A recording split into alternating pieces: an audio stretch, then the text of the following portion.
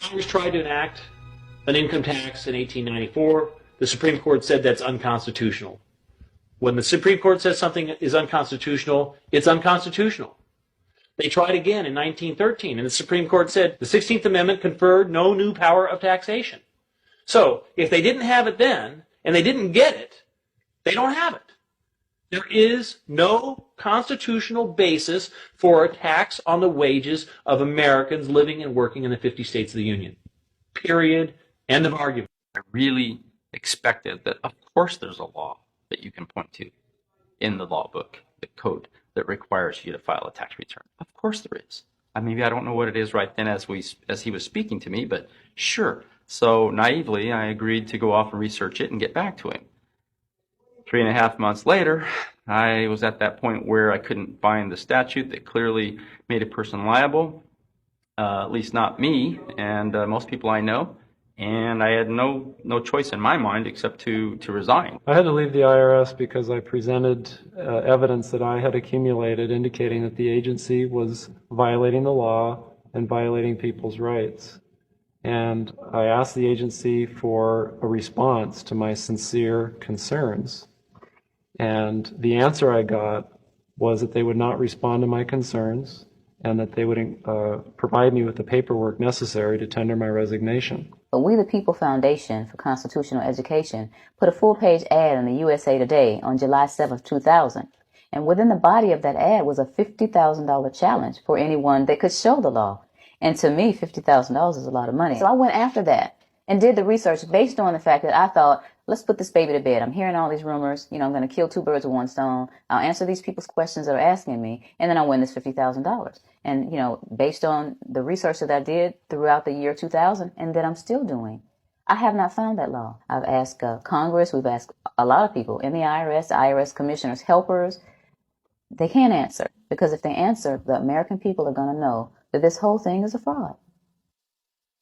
I was surprised to hear these highly trained and decorated IRS agents telling me there was no law requiring American citizens to file a 1040 or to pay an income tax on their labor. I haven't filed an federal income tax return since I left. I have not filed a tax return since 1999. Approximately 67 million people don't file an income tax return. I made a decision to go to Washington so I could attend the We the People Foundation press conference. They were going to serve a class action lawsuit on the IRS, signed by over 3,000 people, because the IRS has refused to show the law that makes Americans liable to file a 1040 or to pay an income tax on their labor.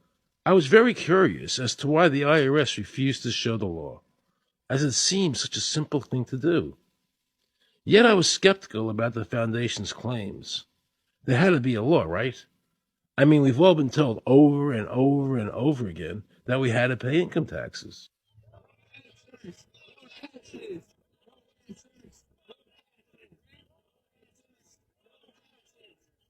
Most people believe that the income tax system is legal and that the revenue from the tax is used in the public interest.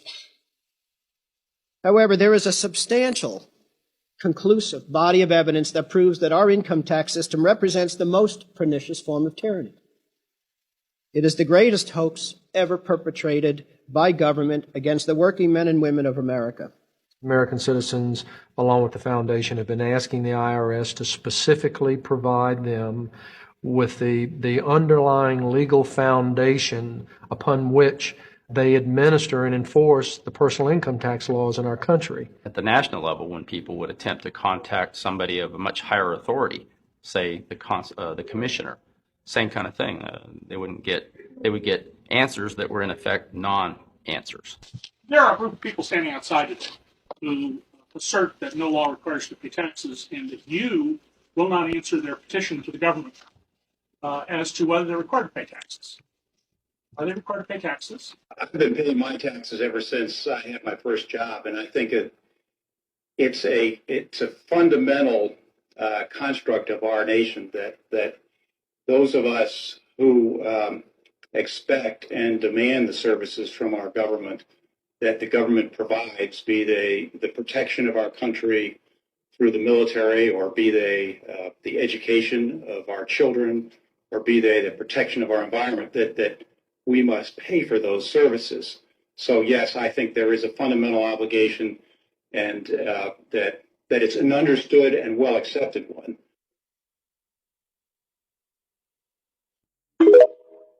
Under the Crown of England, known as the Federal Reserve Bank.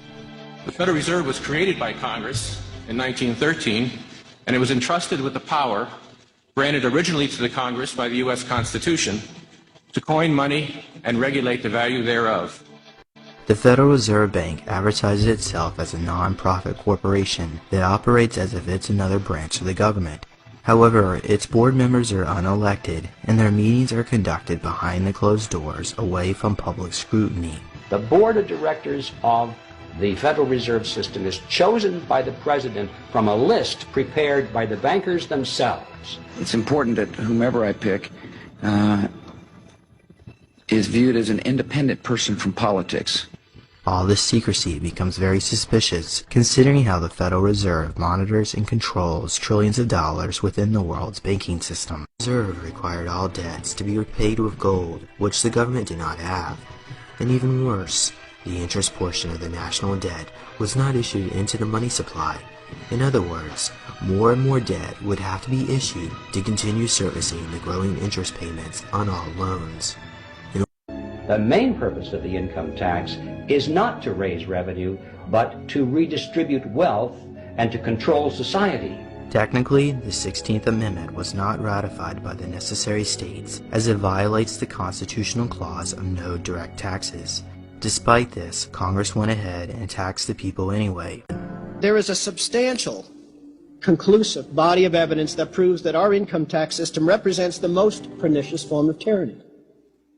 It is the greatest hoax ever perpetrated by government against the working men and women of America.